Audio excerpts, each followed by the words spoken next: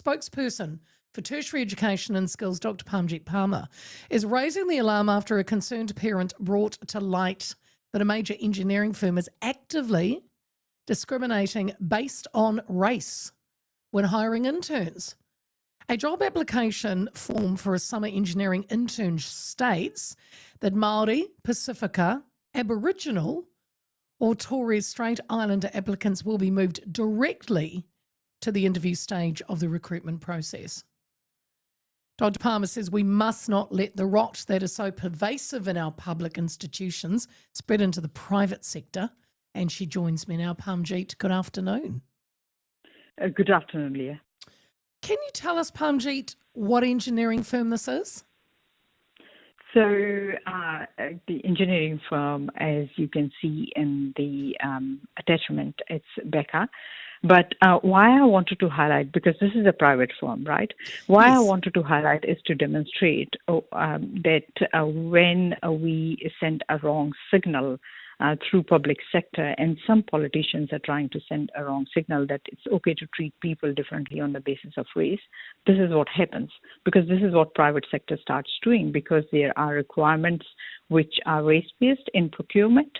And so these firms, they are trying to fulfill that requirement. But I really hope that because of us in government ditching race-based requirements from procurement rules, including the 8% quota for contracts going to Maori-owned businesses. Parmjeet, I'm sorry. I always hate to jump in. I'm going to get to all of that. You're going to run through my whole interview without me asking a question. So can we just go back? Because, okay, so it's Beca. Now, they must be international because they've mentioned Aboriginal and Torres Strait people. So they're a big deal. They're a big company. How did you find out about this job application process? This is through a member of public who reached out to us expressing concern about this. Yeah. And that's how it happened. All right. So I also looked at that application form, and they also say that they respect people's pronouns. So they are a woke company. Regardless, I know ACT wants to remove race-based requirements from our public institutions, which we'll get to because, you know, they are fighting back, Parmjeet, and I don't know how far this government has actually chipped away at that. But how do you tell a private company what they can and can't do? So what I'm saying here is the idea behind this is to highlight what happens when we are sending a wrong signal from a public sector, because there are procurement requirements which are race-based, and all what they're trying to do is trying to fulfill that requirement. So I really hope that they get the message that in central government we have already dished race-based requirements from procurement rules, including the 8% quota for contracts going to Maori-owned businesses. And I know that some councils still have those requirements, and I really hope that the councils will follow what central government is doing. And all these firms are trying to do is fulfill that requirement. So central government has already made the decision, and I really hope that businesses get that message as well.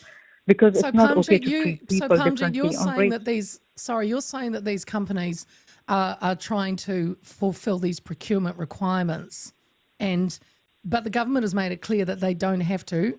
So why do you think they are still doing it then? Do you believe that they truly believe in it then? So because at the moment, some councils have those requirements still, and it's important that councils understand that central government doesn't want that happening, and they get the message, and then they remove their requirement so that private sector also gets the message. So this was to demonstrate what happens when we are sending wrong message from central government. When the public sector sends wrong message, some politicians are sending wrong message. This is what happens. Look, you've also been concerned, I know, Parmjeet, because we've spoken about it over, the course of your term in government with universities. Tell us what in particular you have been concerned about with them, some of the more recent or the ones that you really are working on. So again, this was a member of public that expressed concern about a Maori graduate program, which required the applicant to be Maori. So there was no requirement of that person to be fluent in Maori language, but required the person to be Maori. to apply for that role. And I raised that as an issue, and I wrote to the University of Auckland. I've received a response. The response doesn't look satisfactory to me, so I am actually writing to Human Rights Commission now. And based on the response from a Human Rights Commission, I'll be assessing it from there. But if it's a loophole, then I think we will be thinking to actually change that, to fix that. Because if Section 73 is used as a loophole here by the University of Auckland, as they have in the response that they have sent, my view is that it should be interpreted very narrowly. And it should be only where the disadvantage cannot be explained by any other factors.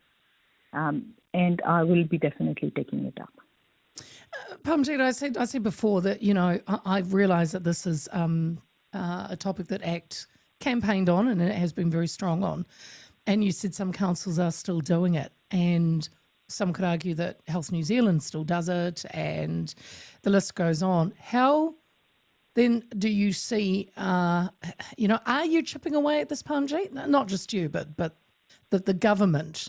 Do you feel like you're making some headway?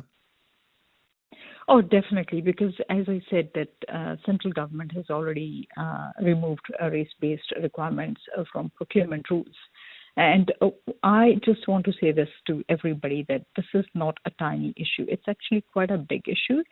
Because we have seen so many people, those who are frustrated about these things which are happening in public sector at so many different levels. Now this requirement is removed from the central government, but then we know that some local governments have these requirements. In the private sector, this is happening. So this example was to highlight that. I was talking to someone who is at the University of Auckland. I was talking to him yesterday, and he wanted to share his frustrations, but then he also said that he doesn't want to raise this issue publicly because he believes that there might be some detrimental consequences for his own career. So there are a lot of people out there, those who are concerned about this issue, but they don't want to come out and talk about it. But they are very who was that, supportive. Parmjeet? And where? Something Auckland? Someone from the University of Auckland. I had a meeting with him, online meeting. So there are a lot of people, those who are concerned about this issue, but they don't want to publicly talk about it because they're concerned about having, losing their job. there might be some detrimental consequences for them.